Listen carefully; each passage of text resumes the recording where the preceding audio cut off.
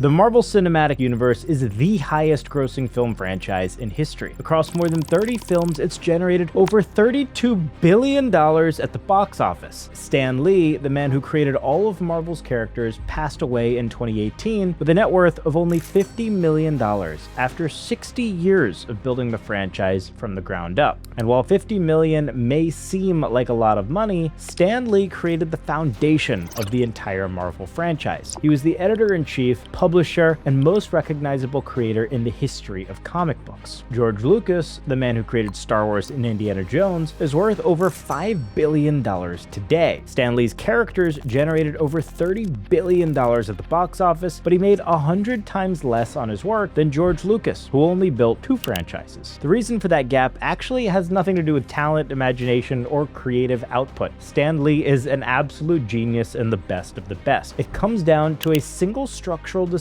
Stan Lee never made that Lucas made over and over again. And by the end of this breakdown, you'll see exactly why creating an empire you don't directly own is actually one of the most expensive mistakes you can make. Alright, let's get into it. Phase 1. The contract nobody reads. In 1939, a 16-year-old Stan Lee took an errand job at a small Manhattan comic book publisher called Timely Comics. Stan's first tasks were filling inkwells, running errands, and proofreading pages. It was an entry-level job with entry-level pay. Stan Lee skimmed through and signed the employment agreement on his way into Timely Comics. That contract contained a single clause that would dictate the financial outcome of the next 79 years of his career. The employment agreement established that all work Lee created was what labor laws refer to as work made for hire. To understand why that single phrase in this contract matters more than anything else, you need to zoom out and see what that actually means at scale. When you create something as an independent author, you own the copyright from the moment you create it. You can license it, sell it, or even do nothing with it. On the other hand, when you create something as a work-for-hire employee, the copyright belongs to your employer from the first stroke of the pen. The employee gets paid a salary, but the employer gets to own any asset that employee makes throughout the duration of their employment, even years after they're gone. And in Marvel's case, that turned out to be over 90 years. So when Stan Lee started inventing characters, every single one of them belonged to his employer before the ink on the page was even dry. This wasn't a contract clause aimed at Lee individually, it was the standard deal structure of the entire comic industry. And in 1939, it was pretty much impossible to negotiate around, especially for a 16-year-old errand boy without any real leverage. Then one day, everything changed. Phase 2. The Marvel Method. By 1961, Stan Lee was approaching the end of his 30s and thinking about walking away from comics forever. After decades of writing superhero stories, Lee was creatively uninspired and burnt out. However, his wife, Joan, gave Stan one piece of advice that would set up the next 40 years of his career. Joan argued that if Stan was going to stop writing anyway, he should at least write one final story exactly the way he wanted without any creative compromises. Worst case, he'd be fired from a job he was about to quit anyways, and best case, he might write a hit and re-spark his creative drive for the industry. Lee agreed with Joan and went back to the drawing board and started to write what would go on to turn into the Fantastic Four franchise. Lee's spark was back. And over the next 30 years, he went on one of the most insane creative runs in the history of pop culture. During that time, Stan Lee created the Hulk, Thor, Iron Man, Spider-Man, X-Men, Doctor Strange, Daredevil, Black Panther, and the Avengers. Today, those characters and stories have gone on to generate billions of dollars. Lee wrote and created them with a small circle of artists, primarily Jack Kirby and Steve Ditko,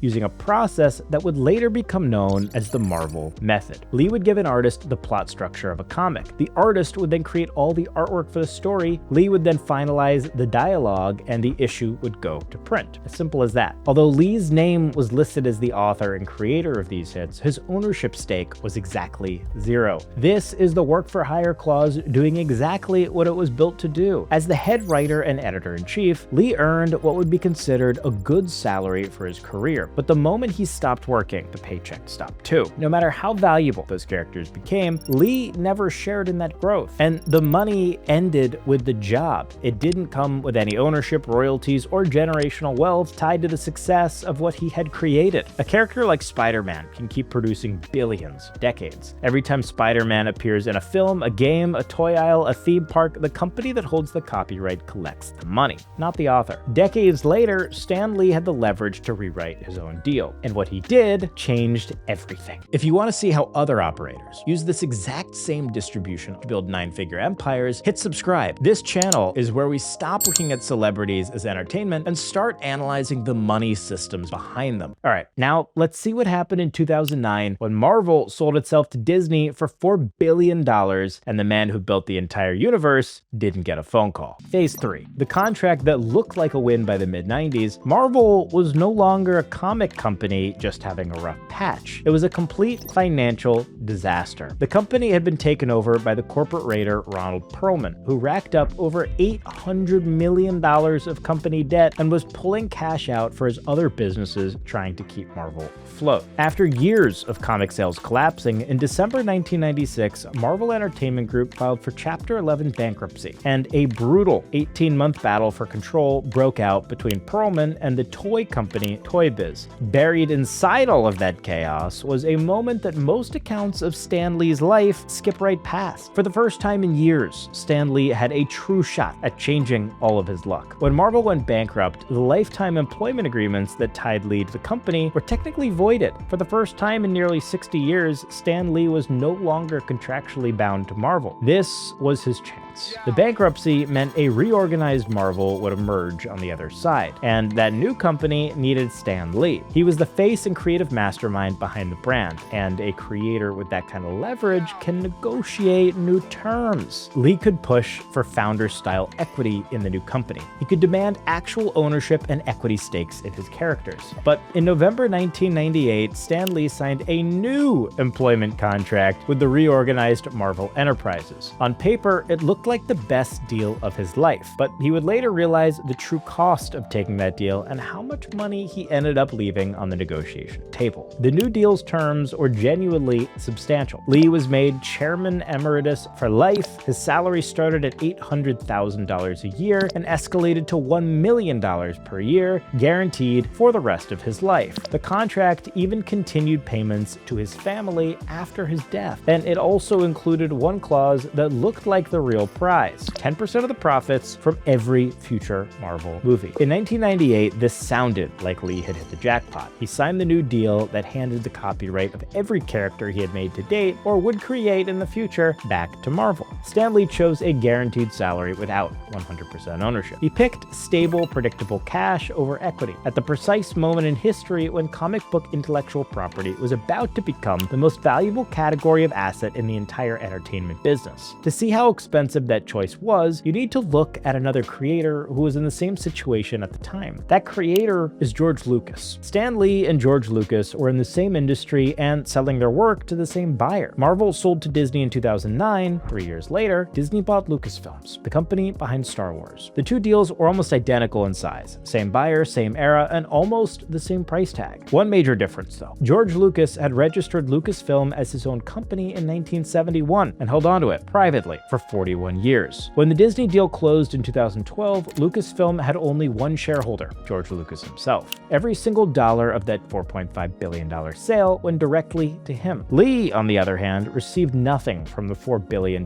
Disney Marvel sale. The difference was when the contract that Lee had signed had given him no direct ownership, so he didn't get any of the upside in the Disney sale. By 2002, the first Spider-Man film had earned more than $800 million worldwide. Marvel Entertainment's stock price had exploded from $2 a share to over $30. But despite the 1998 contract promising him 10% of film profits, Lee claimed he had not received a single payment. And after 60 years with Marvel, he sued the company. The lawsuit exposed the critical flaw buried inside his agreement the entire time. The contract promised Lee a percentage of the profits, but it never clearly defined what profits actually meant. Marvel's lawyers seized on that gap. They argued that profits meant net profits, calculated using standard Hollywood accounting. So what exactly technically is Hollywood accounting. Studios can make a movie that earns $1 billion at the box office somehow appear unprofitable on paper. Fees, marketing cost, overhead expenses, everything gets charged back against the film until the official accounting says the project technically made no money at all. A film can be a massive commercial success and, on paper, never make a single dollar of net profit. Marvel's argument was simple. The contract said profits, it did not say which kind, so Marvel chose the definition that would pay Stan Lee nothing. The case was settled in 2005 for reportedly $10 million in favor of Lee. The settlement was the single largest direct payment Stan Lee ever received, and it arrived 3 years before the Marvel Cinematic Universe even began with the first Iron Man film. But buried even deeper in that '98 contract was one final trap that would make Marvel the true winner. Stan Lee's 10% profit participation only applied to revenue earned during his lifetime. The moment he passed away in November 2018, the clause was no longer valid. And that timing matters, because the Marvel Cinematic Universe has generated more money since Stan Lee's death than it did for his entire life before that. And yet, none of that ongoing value flows back into his estate. The contract was written so that the value stopped the day the man died. From Marvel's side, this was rational. They needed Lee's name attached to the brand while he was alive. After that, the characters could carry themselves. Now, you might be wondering, how did someone as intelligent as Stan Lee keep signing deals like this? The truth is, he did try to break away more than once, and the way those attempts failed became the final and darkest chapter of this story. Phase 4, when the person becomes the product. Stan Lee eventually understood that he would never directly own 100% of his life's work with Marvel, and he tried to build something he could own. In 1998, Lee co-founded an internet company, Stan Lee Media, with an entrepreneur named Peter Paul. For a brief moment, it looked like it was the answer to what he'd been looking for. The company went public and grew to 165 employees, and its stock climbed above $30 a share. But shortly after going public, the company began to collapse. Lee's partner, Peter Paul, was running a stock manipulation scheme behind the scenes. Paul fled the country and was eventually arrested in Brazil. The scheme was tied to roughly $25 million in investor losses. Lee was never accused of any wrongdoing, but he was left with the damage. The company filed for bankruptcy in 2001, and his initial investment was gone. In 2001, Lee co-founded a second company, POW Entertainment. The goal was to develop new characters under his own name that Marvel would never own. In 2017, he worked at it for 16 years. In 2017, POW Entertainment was sold to a Hong Kong company called Camsing International. The price of the sale for everything Stan Lee had built independently across those 16 years only amounted to $11.5 million,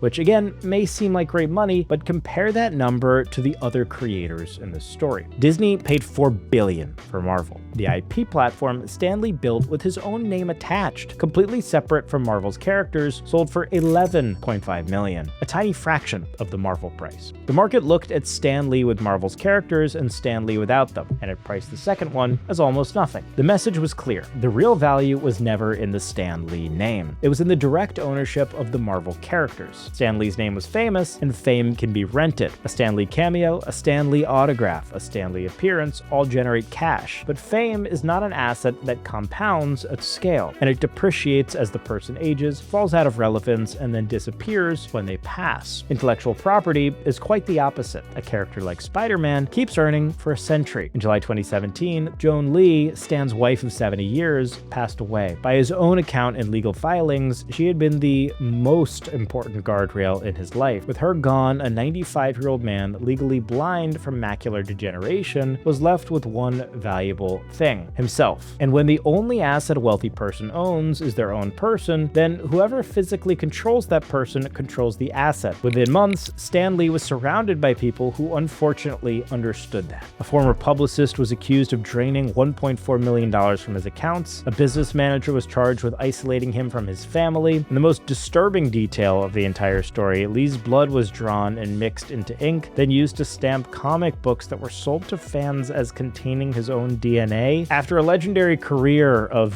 being a once-in-a-generation talent, Stan Lee passed away in November 2018 at 95 years old. Strip away the comics and the cameos, and Stan Lee's career is a lesson on the difference between creating value and directly owning it. He generated more commercial value than almost any other creator in history, but captured almost none of it. Stan Lee's characters were not taken from him when Spider-Man became a hit. They were never his to begin with because of language in a contract signed before anyone knew the work had value. By the time the value is obvious, the negotiation is already long over. forever. The paycheck felt safe and predictable, and ownership felt like a gamble. Today, Marvel's $32 billion estimated valuation is the size of that gamble. That is the number Stan Lee walked past again and again for nearly 80 years. If you want more breakdowns that separate the wealthy from the generational wealthy, hit subscribe. And when you're done here, go watch our George Lucas breakdown next. My name is Buster, and I'll see you next time. Peace.